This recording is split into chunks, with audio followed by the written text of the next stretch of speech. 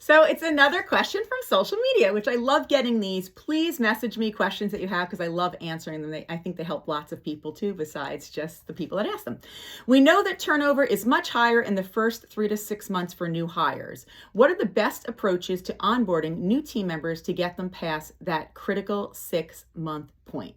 So, a couple things quickly to think about. What are you telling them upon hire? If you are selling puppies, rainbows, and unicorns, and then they come to your organization and it is not puppies, rainbows, and unicorns, they are going to leave. So make sure that you are upfront with them. There was a time that I worked with, I can't remember what association it was, but I worked in an association, and one of the things I told them was try telling people what they're getting into instead of painting this beautiful picture.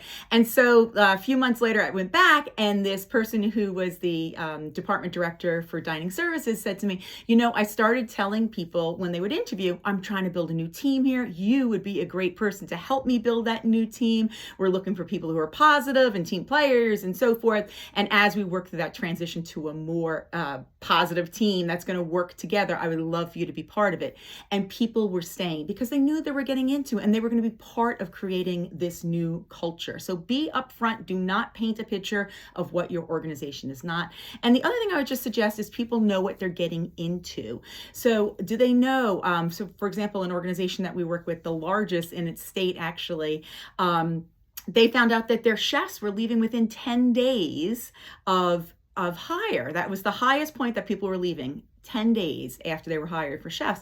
And maybe for chefs, it was a lot of regulations they're not used to, a much different atmosphere. So make sure that people know what they were getting into. Google's done some research around this, and they've actually found the number one predictor if someone is going to be good at their job is for them to do a job test, not a written test, but to actually kind of experience it. So anything you could do where people kind of walk in the shoes for a little bit of the job that they're going to have is going to help them really make the right decision and help you make the decision too upon hiring them. So that might be shadowing somebody.